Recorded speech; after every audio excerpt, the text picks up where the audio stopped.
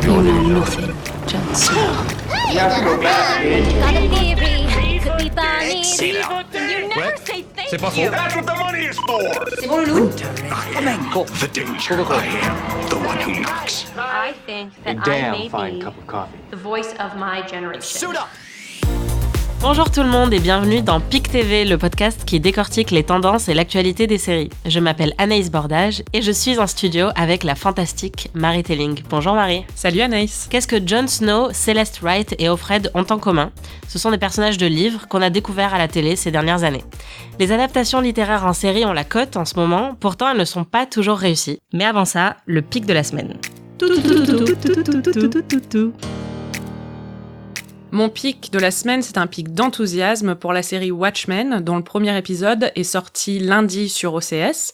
C'est une série écrite par Damon Lindelof, qu'on connaît de Lost et de The Leftovers, mais c'est surtout une adaptation. Alors l'adaptation de quoi ? D'un comic qui s'appelle Watchmen, qui a été écrit dans les années 80 par Alan Moore et Dave Gibbons. Ce comic, c'est un comic qui est adoré de tout le monde et qui est surtout réputé comme inadaptable.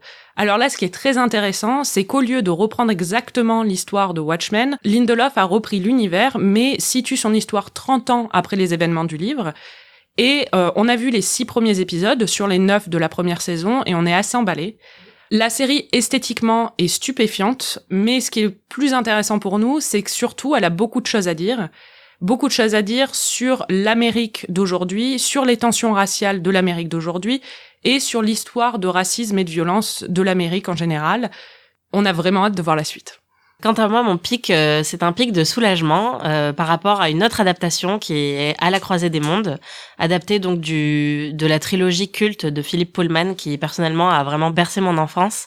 Je suis hyper soulagée parce qu'on a eu l'occasion de voir les 4 premiers épisodes de la série et c'est vraiment à la hauteur du roman, c'est vraiment super bien. Le casting est très très bon, l'univers de la série est très très proche de celui du livre. Il y a quelques choix d'adaptation qui sont assez intéressants, mais je trouve qu'ils sont très judicieux.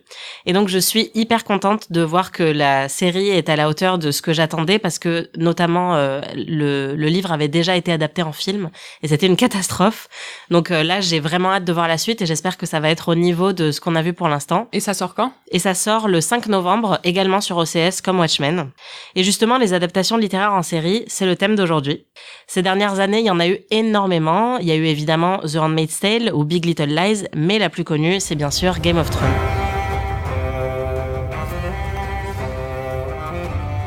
Marie, pourquoi il y a tellement de livres qui sont adaptés en série à l'heure actuelle ?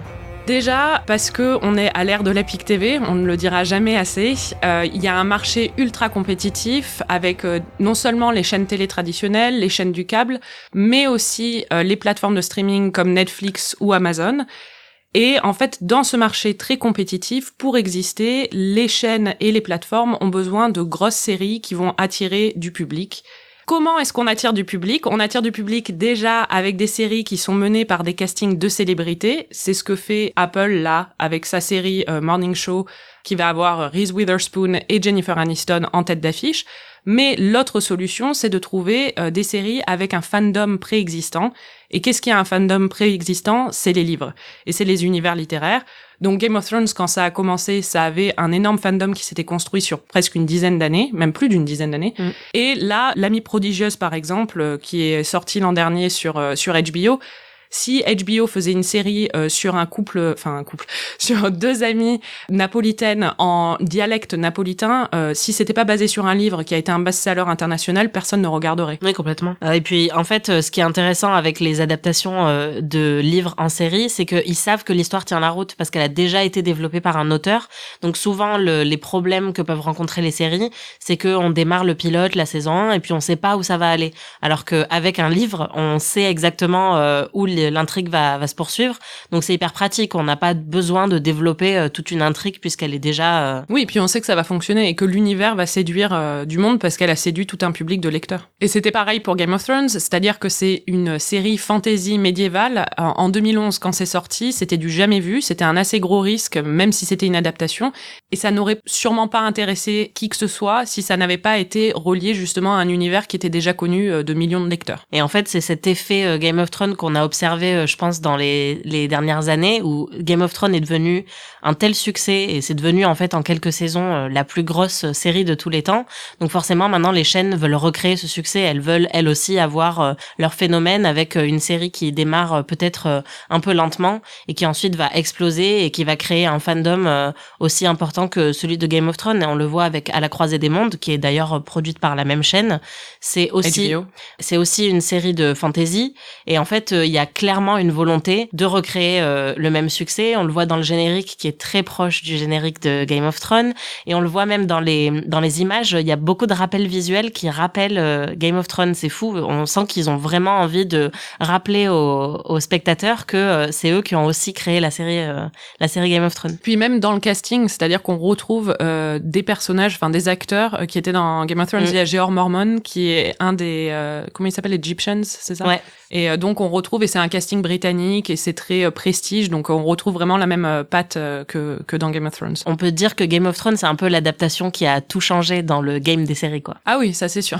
Game of Thrones, game des séries. Non mais c'est ça. Et mais ce qui est intéressant à Game of Thrones, c'est que ça représente vraiment le meilleur comme le pire. Le pire, c'est bien sûr la fin, c'est-à-dire il y a eu énormément de déceptions par rapport à la fin, ça a vraiment déçu les fans. Le meilleur, c'est que à cause de la fin, on oublie souvent que Game of Thrones, pendant ses 5 premières saisons, voire même ses 6 premières saisons, ça a été un modèle d'adaptation. C'est-à-dire qu'ils ont réussi à prendre un univers ultra complexe avec des intrigues très développées et à le rendre télévisuel avec un casting qui était quand même presque impeccable. Et surtout en sacrifiant des éléments de l'intrigue qui étaient des éléments très populaires auprès des fans, qu'ils n'ont pas hésité à sacrifier pour le rendre plus facile à regarder, comme Lady Stoneheart. On va pas trop en révéler parce que c'est encore un spoiler pour ceux qui n'ont pas lu les livres, qu'ils ont complètement éliminé de l'intrigue pour simplifier l'intrigue dans la série, et ça fonctionne pendant 5 saisons. Oui, ils ont vraiment fait les bons choix d'adaptation, et ça peut paraître simple, mais en fait c'est vraiment très compliqué d'adapter une série, notamment parce que quand il y a tellement de fans, comme c'était le cas pour Game of Thrones, il y a des attentes énormes qui pèsent sur la série, et les scénaristes, c'est un peu un cadeau empoisonné en fait avec lequel ils se retrouvent, parce que ils savent que la série va être en permanence comparée aux livres existants. Et d'ailleurs pour Game of Thrones, c'est carrément devenu un business à l'époque où il y avait plein de recaps qui comparaient l'intrigue de la série et l'intrigue des livres, les personnages, et qui essayaient de déterminer lequel des deux avait le mieux fait le travail en fait. Donc c'est vraiment quelque chose qui pèse sur les scénaristes quand ils adaptent un livre, c'est de savoir que s'ils foirent leur coup, on va leur tomber dessus, quoi. Ouais, et puis le premier truc, c'est vraiment le casting, parce que le casting, ça peut vite décevoir un fan, quoi. Bah oui, parce que quand on lit le livre, on imagine forcément à quoi vont ressembler nos personnages préférés, et si le casting loupe le coche, c'est hyper compliqué, et c'est encore plus difficile quand c'est un casting avec des enfants. C'est ce qu'on a vu avec l'amie prodigieuse qui a 2 petites filles comme héroïne principale, et à la croisée des mondes, c'est pareil, c'est une petite fille de 12 ans qui porte toute l'histoire. Heureusement, elle est très bonne, mais c'est très très risqué de caster un enfant dans une série, alors que dans un livre, on n'a pas vraiment ce problème. On a une voix littéraire qui est quand même très développée, même si c'est une enfant. Par un adulte en général, donc c'est beaucoup plus facile. Exactement. Et puis, faut dire un truc par rapport à l'amie prodigieuse, c'est qu'elle représente aussi un autre problème qu'il y a souvent avec les adaptations littéraires à la télé, c'est comment traduire une voix narrative à la télé. Avec l'amie prodigieuse, c'est un vrai problème parce que Lénou, qui est la narratrice dans le livre, c'est une narratrice qui, au début des livres de la saga, est un enfant, mais c'est surtout un enfant qui est très introverti, qui est assez timide et qui est vraiment observatrice. Donc c'est passionnant d'être dans sa tête quand on lit les livres. Moi, c'est un de mes livres préférés. On découvre l'univers qui l'entoure, on découvre tous les personnages de cet univers, et on a ces observations qui sont très pertinentes et très intelligentes, en même temps assez biaisées, mais surtout, c'est des observations de quelqu'un de très introverti. On va écouter un extrait de l'amie prodigieuse où justement on entend Lénou qui décrit ce qu'elle ressent pour sa meilleure amie. Lei era cattiva sempre. Faceva sempre le cose che dovevo fare io. Prima e meglio di me. E vostra figlia è brava così in tutte le altre materie. Ma non ha da studiare, patata deciso. Ce qu'on vient d'entendre, c'est Lénou adulte qui raconte son enfance, sauf que dans la série, la plupart des scènes, enfin les 3/4 des scènes, 99% des scènes, sont avec Lénou enfant et une narratrice, une protagoniste très introvertie. Si ça fonctionne sur le papier, ça ne fonctionne pas à l'écran parce que d'un coup, c'est un personnage qui devient très très chiant et qu'on n'a pas forcément envie de regarder. C'est très ennuyeux de la regarder et surtout, on a une actrice qui en fait n'est pas une actrice professionnelle, bon c'est pas de sa faute, qui a été castée parmi des jeunes napolitains, qui n'a pas forcément le talent pour tenir un rôle comme ça. C'est-à-dire que Meryl Streep, si on lui demande d'être introvertie, on va avoir plein de choses en dessous de la surface. Elle, quand elle est introvertie, on voit pas grand-chose en dessous. Et donc, ça ruine un peu toute la subtilité du livre et ça enlève tout son intérêt, quoi. Oui, mais en fait, le problème avec L'Amie prodigieuse, c'est qu'ils ont essayé de préserver la subtilité du livre, mais à un tel point que ça devient assez chiant. Et il y a une série qui a le problème inverse, une autre adaptation qui est The Handmaid's Tale, qui, elle, a essayé de évacuer la subtilité pour rendre la série plus dramatique en rajoutant beaucoup d'action. Mais le problème, c'est que ça crée le problème inverse, ça devient vraiment tiré par les cheveux. The Handmaid's Tale, pour rappel, c'est l'adaptation du livre de Margaret Atwood, La Servante écarlate. Et tout le principe du livre, c'est que l'héroïne peut pas communiquer, ou très peu, parce qu'elle vit dans une société tellement punitive que elle peut à peine prononcer quelques mots et elle peut à peine se déplacer. Elle est enfermée dans sa maison, elle fait les courses, mais il y a pas grand-chose de plus. Si on met ça à la télévision, c'est hyper chiant. Bah ouais. Donc qu'est-ce qu'on fait ? On lui rajoute une voix off pour montrer un peu ses pensées, pour qu'elle puisse un peu plus communiquer. Et d'ailleurs, on va entendre un extrait issu de la saison 3 dans lequel on l'entend devenir un peu folle et donc elle se met à chanter dans sa tête. Don't you hear it? Baby, do you know what that's worth? Ooh, heaven is a place on earth, right? They say in heaven, love comes first. We'll make heaven a place on earth. Ooh, heaven is a place on earth. Don't you hear it? You will. You'll hear it. You'll hear it. Voilà, donc vous avez vu, c'est hyper fun, The Handmaid's Tale. Le problème, c'est que on lui met cette voix off pour essayer de rendre sa vie intérieure un peu plus complexe, mais ça réussit pas vraiment parce que la voix off est généralement assez simpliste. On l'entend. Oui, caricaturale. Enfin. Voilà, et en plus, là, vous avez pas l'image, mais c'est des gros plans sur sa tête où elle a l'air complètement apathique. Le problème avec cette voix off, c'est qu'elle est très mélodramatique, ce qui correspond pas du tout au ton du livre, qui est beaucoup plus subtil. Mais voilà, le problème, c'est que June est obligée de s'exprimer et d'avoir un peu plus d'action dans la série, sinon on arrivera à quelque chose de très très chiant.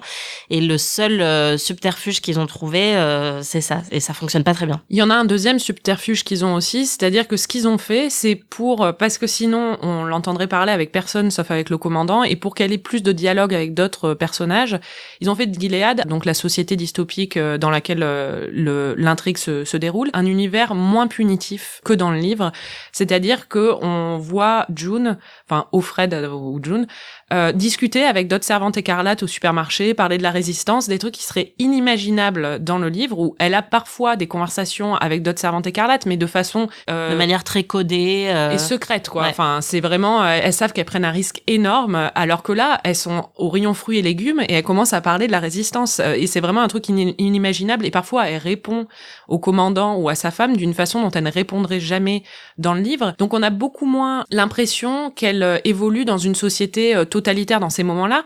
Et pour compenser ce gain de liberté qu'ils ont ajouté à l'histoire pour créer un peu plus d'action, ils ajoutent aussi énormément de violence, plus que dans le livre, pour montrer que quand même, c'est une société très totalitaire. Hein. Faut faire attention, il y a plein de violence, mais elle est jamais punie, mais tout le monde autour d'elle est tout le temps puni, quoi. Oui, et du coup, ça devient à la limite du torture porn parce que il y a des sévices physiques absolument horribles qu'on voit en permanence dans la série et qu'il n'y a pas du tout dans le livre. Il y en a un petit peu, mais là, on sent qu'ils ont besoin de compenser et du coup, ils en font des caisses et ça devient une série honnêtement assez difficile à regarder, quoi. Et c'est devenu pire en plus à partir de la saison 2. Oui, dans la saison 2, le problème c'est que l'intrigue du livre est terminée et donc ils ont besoin d'aller plus loin dans l'intrigue et ça devient tiré par les cheveux, de moins en moins subtil parce qu'on sent qu'ils ont même plus le matériel de base sur lequel ils peuvent s'appuyer. Et d'ailleurs, c'est un énorme problème aussi avec les adaptations littéraires, c'est qu'est-ce qu'on fait une fois que le matériel du livre est épuisé. Et d'ailleurs, ça a été été la plus grosse épine dans le pied de Game of Thrones. C'est ça, c'est que Game of Thrones, les pauvres, ils sont retrouvés à la saison 5, ils avaient épuisé le matériel de base de George R.R. Martin, parce que George R.R. Martin n'a pas écrit les 2 derniers livres qu'il avait promis d'écrire. Il a eu un blocage littéraire, sauf que eux ont dû continuer l'histoire, parce qu'il fallait pas, ils devaient continuer. Ils peuvent pas dire, on reprendra la série une fois que le livre aura été écrit. Ouais, peut-être qu'ils auraient pu dire ça, mais ils ont décidé de pas dire ça, et donc ils ont continué l'histoire avec des éléments de l'intrigue qui leur a été fournis par George R.R. Martin, mais on a un peu l'impression parfois, quand on regarde les dernières saisons de Game of Thrones, qu'ils avaient des points de l'intrigue qui leur avaient été fournis et qui faisaient un peu comme nous quand on est enfant et quand on dessine entre les points.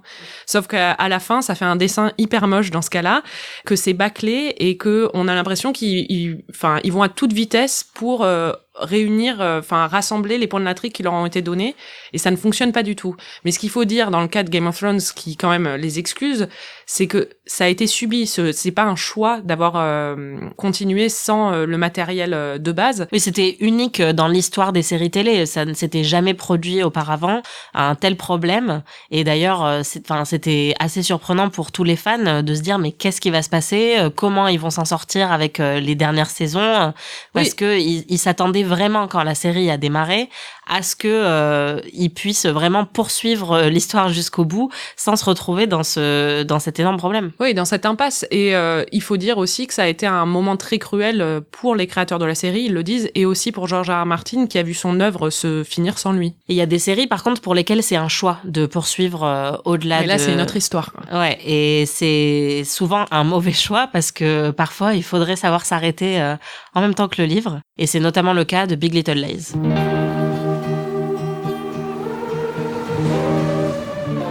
Ce qu'on entend là, c'est donc le générique de Big Little Lies, qui est une adaptation d'un roman de Liane Moriarty. Et comme The Handmaid's Tale, c'est une série qui a choisi de continuer après sa saison 1, alors qu'elles avaient épuisé le matériel du livre. Les 2 séries se terminent exactement là où le livre se termine, en tout cas leur saison 1. Et en fait, les 2 séries ont eu un succès énorme, un succès populaire, un succès critique. Elles ont raflé tous les Emmy Awards respectivement dans leur catégorie. Et donc c'était trop beau, elles pouvaient pas résister à l'envie de faire une saison 2, mais franchement, elles auraient vraiment pas dû.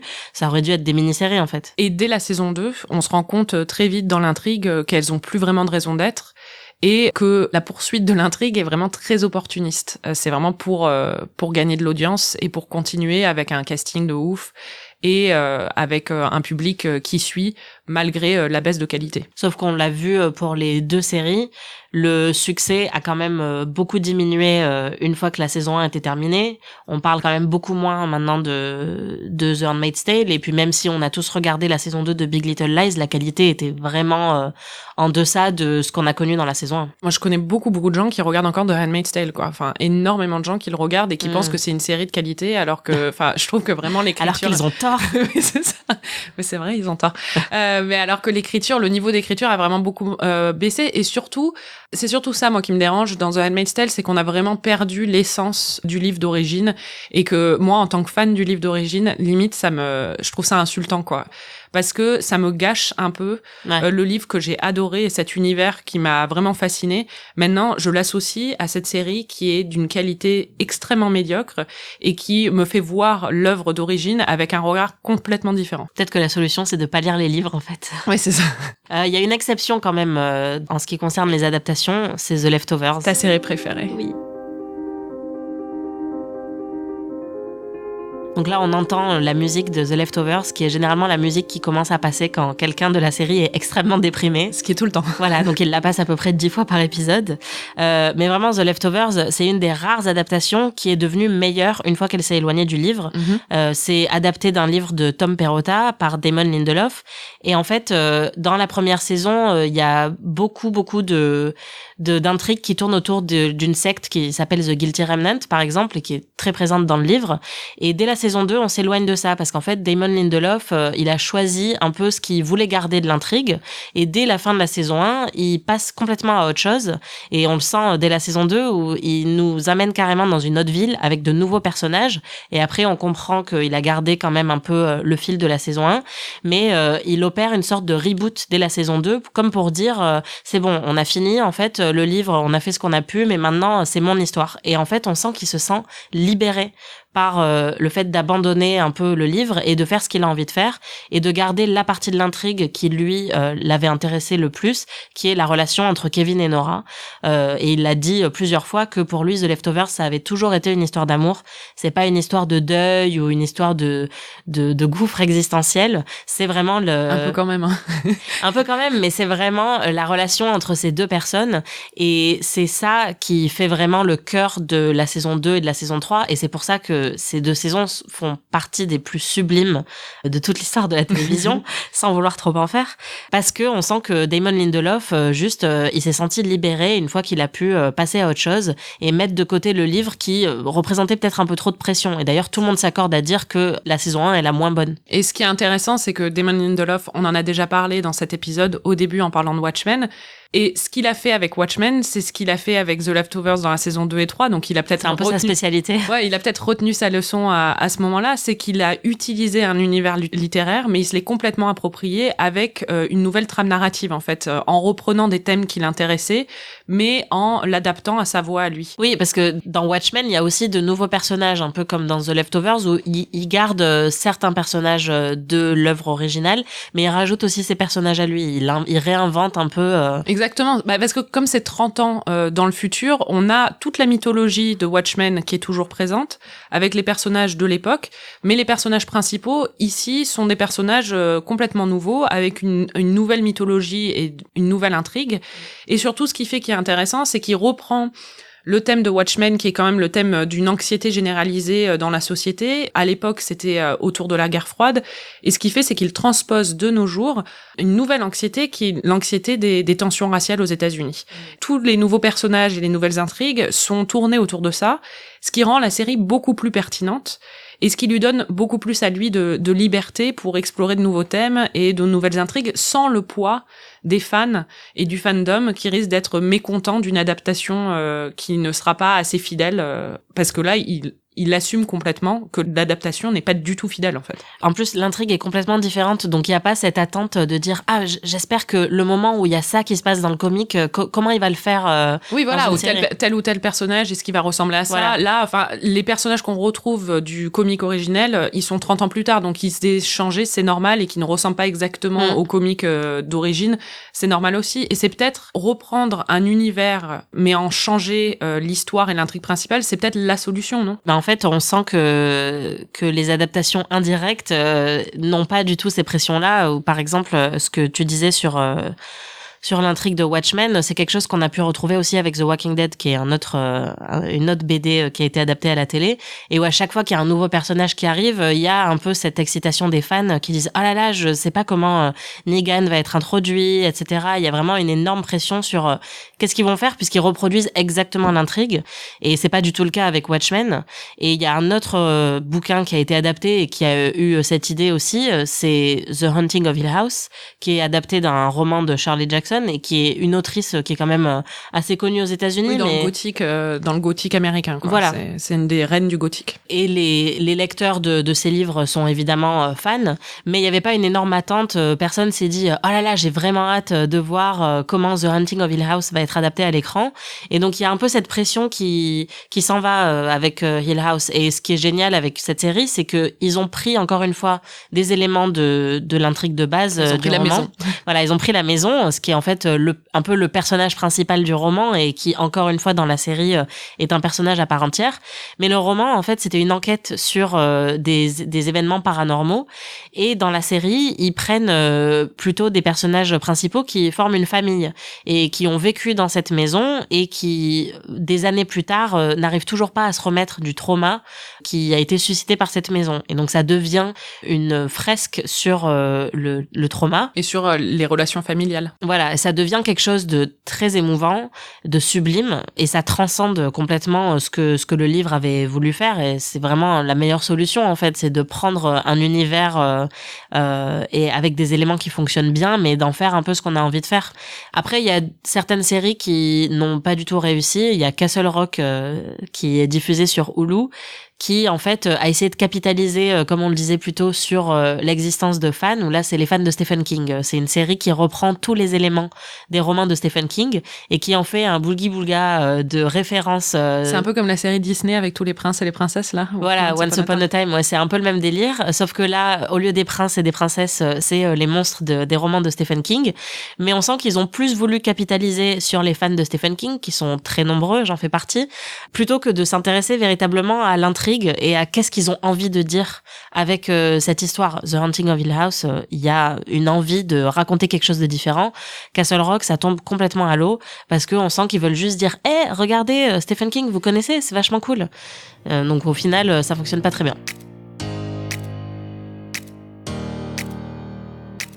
On se fait un petit fuck, marry, kill ? Allez, donc on vous a déjà expliqué dans un des épisodes précédents, on aime bien jouer à fuck, marry, kill, un jeu où on détermine entre plusieurs options qui on a envie de tuer, épouser ou... avec qui on a envie de coucher. Voilà. Donc on va essayer encore une fois. Alors là, on a déjà déterminé dans l'épisode 1 qu'on voulait tuer The Handmaid's Tale, donc on va pas s'acharner quand même, les pauvres. Moi, je veux bien m'acharner sur eux, mais d'accord. Donc là, on va plutôt s'intéresser aux plus grosses adaptations dont on a parlé dans cet épisode. Alors, fuck, marry, kill. Marie, entre Game of Thrones, Big Little Lies, The Leftovers et L'Amie prodigieuse, tu choisis qui ? Alors moi, je tue L'Amie prodigieuse, ce qui me surprend moi-même parce que c'est un de mes livres préférés, mais vraiment l'adaptation m'a énormément déçue. Je couche avec Big Little Lies parce que c'est toujours sympa de le retrouver. Et après, je fais un trouble. Tu m'as inspiré la dernière fois avec Game of Thrones, qui m'a énormément déçue sur la fin, mais dont j'étais complètement amoureuse pendant des années.